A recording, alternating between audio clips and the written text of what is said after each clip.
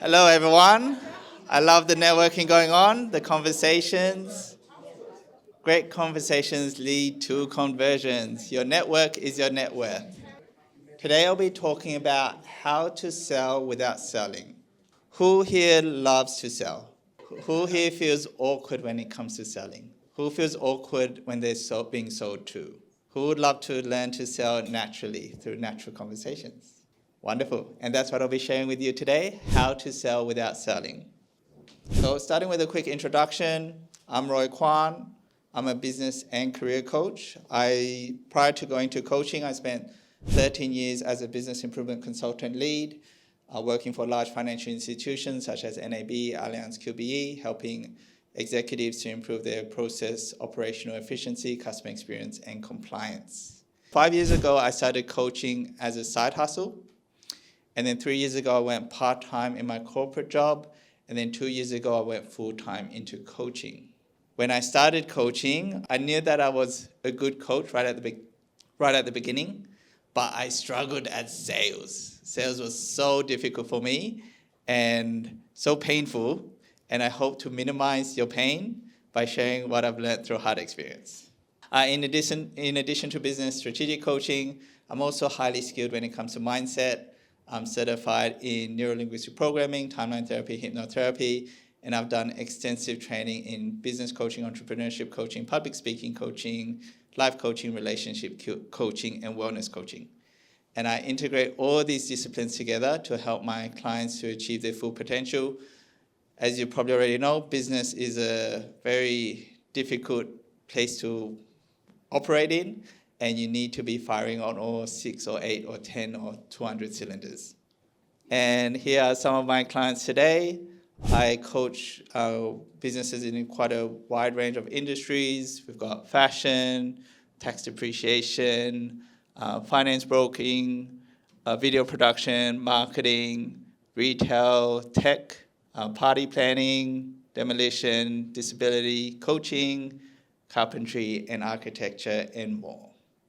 And here's what a few of my clients have to say about me. My name's Cheston. I represent Blackwood Apparel. I'm product manager. I'm a co-founder with a friend of mine, Rod. If it wasn't for coaching, I'd still be stuck in the same place. I would have just done a full circle back to what I thought was right. My body would have defaulted, my mind would have defaulted back to what they think is a safe place. I think then I would have created a reason as to why I should just go and get a job and not focus on trying something new. Roy helped me break the mold and try something new. Roy helped me build my confidence again, helped me look through the darkness and find light and appreciate everything that happened to me in my past. And I reflect on that quite often, that without those hard times, you can't enjoy the good times. And you don't always appreciate what you're learning at those times. Roy helped me focus on my strengths and gave me the confidence to work together with a very strong team that we've got today to build the brand Blackwood. And so when I first met Cheston, he was working for a fashion label. He was overworked, undersupported, and the fall guy when things went wrong within the business. Things did go wrong, and he was made redundant. And so I asked him, what did he want to do?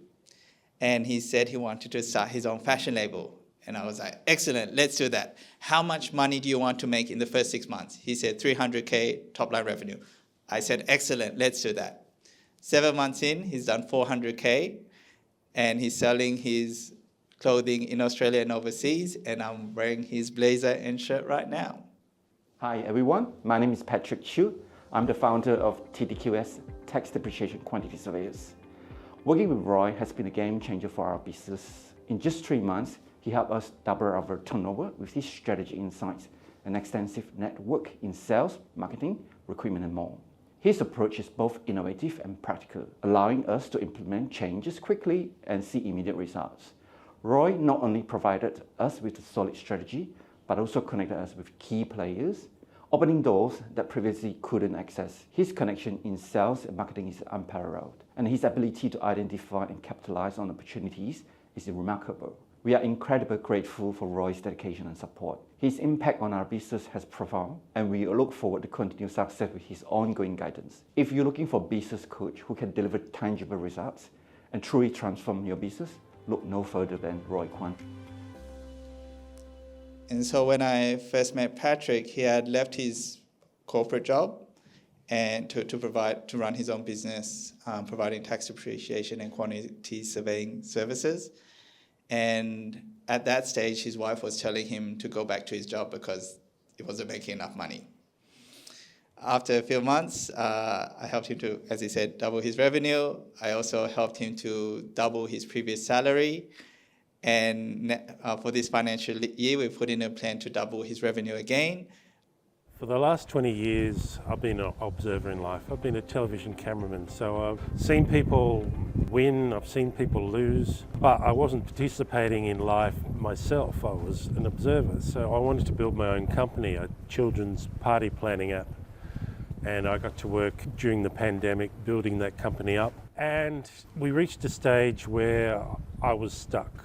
I had mental blockages. I didn't know how to go forward. Then I met Roy, and Roy put me on the right path. He cleared those blockages, and now I'm well on my way building the biggest business, bigger and better. And he's energized me. He's made me feel enthusiastic about going forward. And I think working with him has been probably the best thing I ever had. Brendan, as he said, spent many years being a television cameraman, and now he's in front of the camera. And recently he helped organize my daughter's birthday party. And one tip, it's not originally part of this presentation, but one tip to sell without selling is to get your clients to sell for you through client testimonials. So there are 5 key stages for rapid business growth. Stage number 1 is the startup phase. What is the number 1 skill to master in the startup phase? Hands up. What is the number 1 skill to master? Yes. Networking. A plan. Target market ICP. Who you're selling to? Yes, yes, yes. Very close. Right idea. Yes. Whitney? Discipline. So the number 1 skill to master after you've got your accounting and legal sorted, sales. And why is sales so important in the startup phase? Because you need money. Yes, Vinny? It brings in the money, yes. Cash flow. Validation, yes. All those things. Builds the brand as well. Builds the brand as well. The second phase is growth. And what is the most important skill to master in the second phase, growth?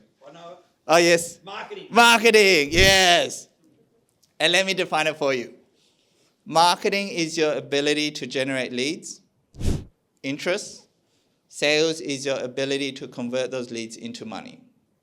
So one mistake I often see startups fall into is they spend a lot of money on paid advertising, a lot of money on marketing, and it becomes a black hole.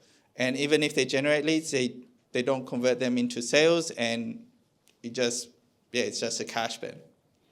And that's why I place heavy emphasis on sales to begin with before marketing whenever I coach my clients. The next phase is scale. What is the most important skill to master in scale when you're scaling? Yes? Systems? Recruit. Approve as a seasoned veteran? Yes, recruitment. Recruiting talent can absolutely enable you to scale. Recruiting the wrong person can really slow down your growth. Again, a common mistake I see startups fall into is they go into recruitment too early, too fast. And what happens if you recruit too early, too fast, and you haven't mastered sales or marketing? Run out of money. You run out of money. You're on the ball. And the next is culture. What is the number 1 skill to master in order to build a great culture within an organization? Yes, Elijah? Leadership. Yes, 100% leadership. We want to get the most out of our team and make sure they stay. And so these are the 4 key skills to master in order for us to achieve freedom. And I assume all of you want to achieve freedom through your business, yes? Yeah? And that gives us time and space. So sales, marketing, recruitment, and leadership. And yes, product, processes, and systems are important to continue to refine and improve along every step along the journey. So as a business leader, you'd want to focus on sales, marketing, and recruitment so that you can recruit talented product managers, process improvement specialists, systems experts to help you to implement them for you so that you can focus on business growth. So how to sell without selling? So here's a tried and tested formula which I have done so much, and it's something which I really want to share with you. So step number 1 is to build trust and rapport.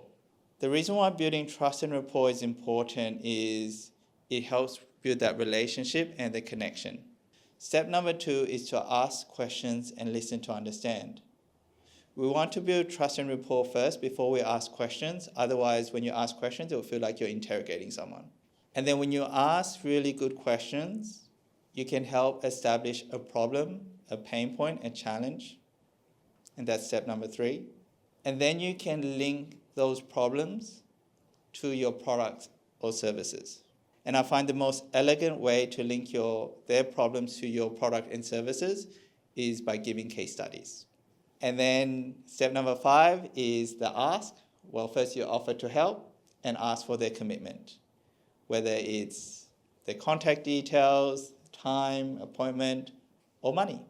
And finally, follow up. So I'll go through each of these steps in detail. So the first is building trust and rapport. And in order to build trust and rapport, we really want to master communication. And when it comes to communication, it's important to know that when I learned this, it really blew my mind. 55% of communication is body language. 38% is tonality, and 7% is the words that we use. And this is very different to what I learned from school. I thought communication is just words. And when I realized this, I realized, this is why I was really bad at reading body language. I was really bad at reading between the lines. And so when it comes to communication, we can learn to focus on body language and tonality. I'd like you to imagine you're at a cafe, a noisy cafe, and you see 2 people at a separate table, and you can see them conversing with each other. You can't hear a word that they're saying, but you can tell from a distance that they have very good rapport with each other. What do you notice? They're mirroring, yes. Typically, we unconsciously mirror each other's body language. So what you might notice is they have a similar posture. One might be, they might be both crossing their legs.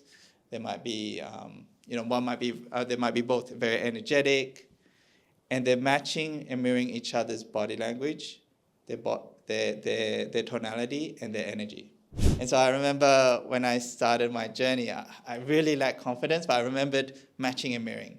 And so I had a coffee with the director of an architecture firm, an award-winning architecture firm, and he was talking about like all these massive projects he was working on, and I was thinking, who am I to talk to someone like this? And but I followed this process. When he sat, I let him sit down first so that I could observe how he sat. And one thing I noticed is when he sat down, he was very laid back. And so when I sat back down, I was very laid back. And I also noticed that he spoke with a very low tone. So I spoke with a very low tone. And he spoke slowly, I spoke slowly. At the end of the conversation, he said, "Roy, I found you very interesting. Please send me an email with your services and your prices." I can share another example when I didn't do this. So through networking, I connected with the head of sales and strategic partnerships at World First, part of the Alibaba group. And he invited me to his office and he asked me to pitch for him.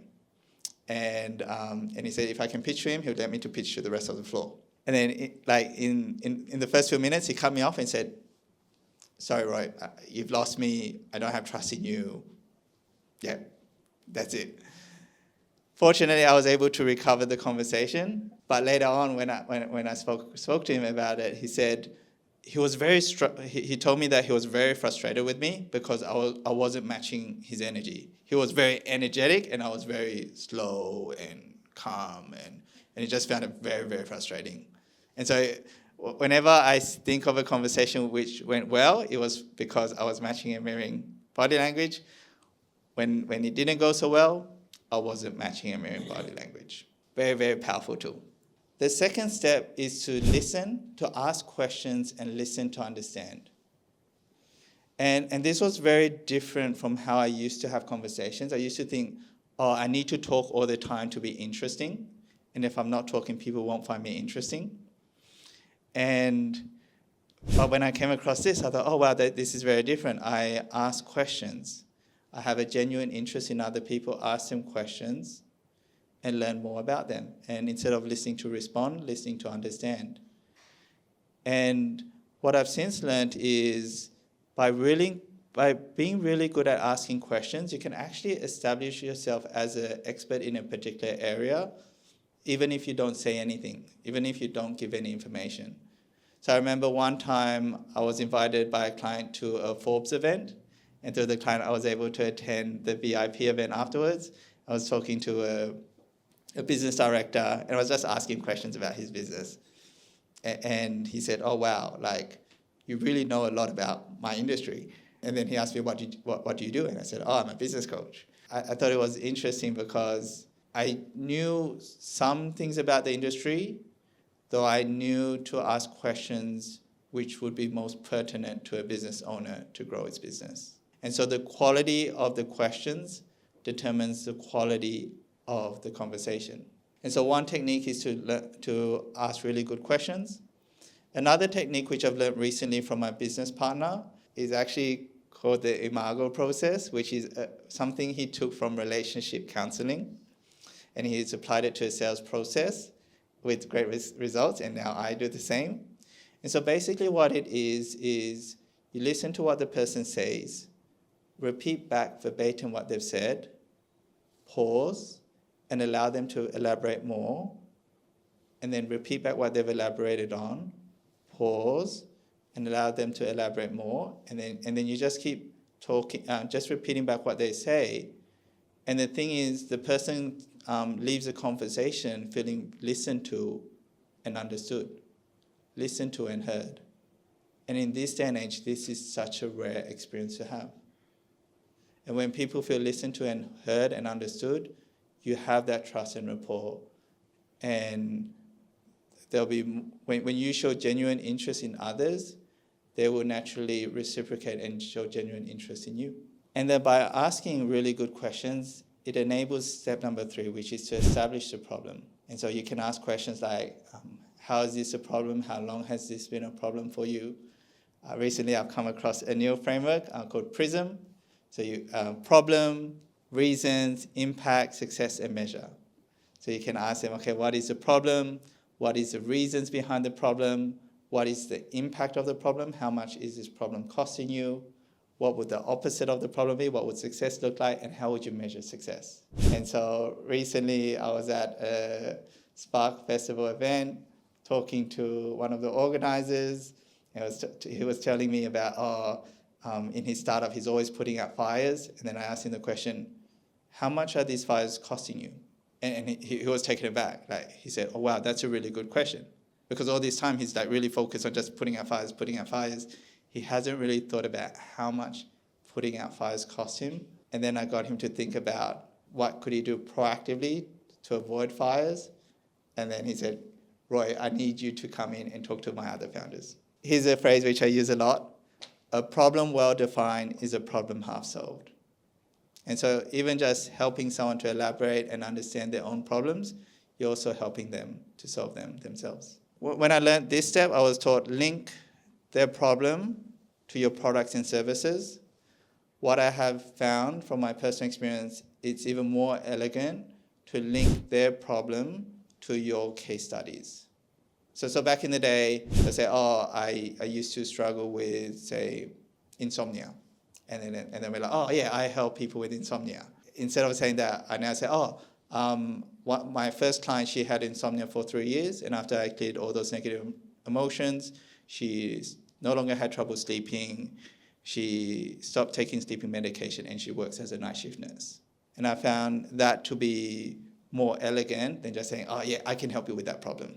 And when it comes to giving case studies, I find I've come with this structure which I find highly effective, which is instead of like spending a lot of time talking about what you did, spend at least 40% talking about the problem, so they know that they can relate to you and you understand them. Maybe spend 20% on what you did, the actions that you took or how you helped, and then spend the other 40% on the results, on the benefits. Or even if you skip that 20% and think about just problem and result, that in itself is a very effective case study. And so you think about the previous client testimonials. When I talked about the case studies, I spoke about what were the problems they were experiencing and what was the result I helped them to achieve. And I love this saying, it's not bragging if it's based on facts. And then step number 5 is the ask. So one way to frame it is offer to help and ask for commitment. So one thing which often prevents us from selling is we don't want to sell. So we can think of sales as helping. So we want to help others, but we also only want to help people who are committed and want to receive help. And then we can ask for commitment in the forms of asking for their contact details, asking for their time, asking for money. I'm not sure if you've heard of BAM FAM. Book a meeting from a meeting.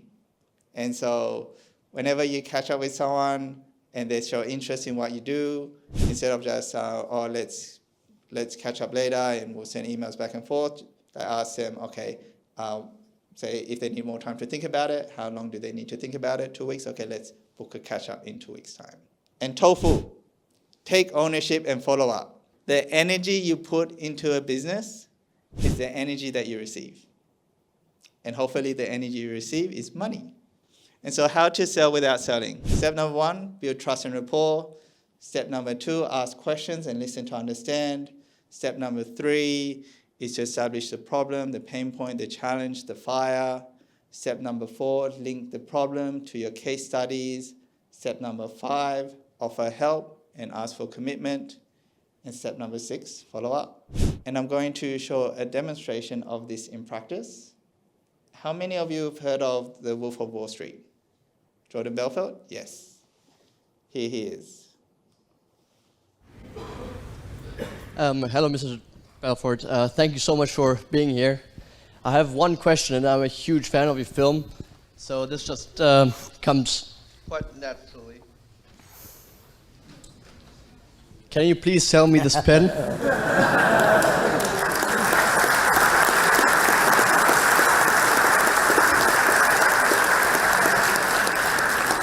You know, no one's ever asked me that before. It's the first time. So let me tell you what that whole exercise really stands for, right? So the whole sell me this pen narrative is really, it's a test that you give to a salesman to see if they really understand what selling's all about. If you ask someone who's not a professional salesman, who doesn't have the right instincts, they'll start actually trying to sell you a pen. This pen is great. This pen writes upside down. It's the best value for its money. This pen will last forever. Here, buy this pen. Here's the thing. The only one rational thing you could do when someone says, sell me this pen, and that is to start asking them questions. So tell me, how long have you been in the market for a pen? What type of pens have you used in the past? Is it for business or personal? Typically when you buy a pen, what type of money do you spend on one? Do you buy expensive pen? The key to selling is to find out, step 1, what are your clients' needs, values? What pain are they looking to resolve? What do they need? And you're looking to fill that need at the utmost basic level, right? Well, when you just go out and try to sell something to someone, what you're saying is, I don't give a shit about you. I'm just going to ram this down your throat, right? I want to know what you need. I want to know what you've done in the past. So you ask questions. If I ask someone, hey, so how long have you been in the market for a pen? They say, oh, I'm not looking for a pen. Great, have a nice day. I don't sell people things that people aren't looking for. So I wouldn't try to sell you a pen if you're not looking to buy a pen. So and if someone said to me, I say, wow, this person really knows how to sell. Because the biggest mistake that rookie salesmen make is they try to sell to everybody versus weeding out people who are not interested and only selling to those who are. So I ask questions, but not any question. I ask pointed questions to identify what type of pens you used in the past, how much money you have. Now, the pen is like a euphemism for any product, right? By doing that, I can get a good sense of what you're about. And then when I'm done asking my questions and I know what I need to know, I'll say, well, based on what you said to me, this pen is a perfect fit. You let me tell you why. And now I'm actually matching my pen to what you need. And I tailor that presentation to fill that need. and it's much more elegant. Make sense? Yes. Okay, Thank great. you. Make sense? Yes, wonderful. Very quickly, what is the most powerful thing to unlearn from school? The most powerful thing to unlearn from school is making mistakes is a bad thing, rejection is a bad thing. Think of the school grading system, 50% is a pass, 100% is perfect, 0 is terrible. Though this doesn't apply in real life. So if you spoke to 20 prospective clients in your target market and 1 or 2 people signed up, that's a success. You now have a proof of concept which you can now scale and grow as a business. If you still keep that old school mentality, that's less than 50%, that's a pass, that's a fail, or that's not even close to 100%, you've been rejected 18 times, what are we doing? You can put that mentality behind because it does not serve you. It does not serve you when it comes to sales. As Michael Jordan would say, you miss 100% of the shots you never take.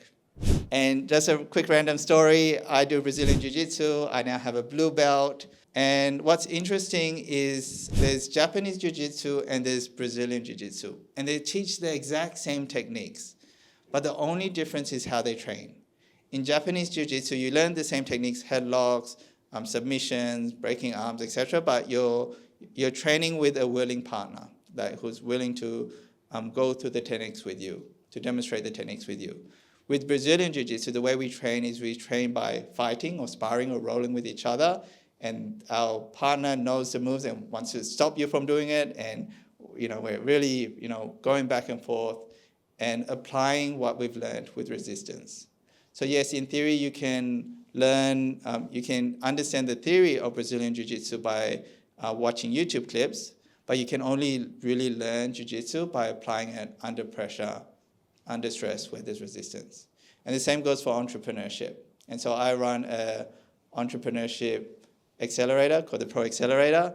And what I tell everyone is this is not an education course. You're not doing this to get a certificate. You're doing this to apply these techniques in the real world, like a dojo, to get results in your business. And one of the easiest ways to measure results in your business is making money. Thank you, everyone, for your attention.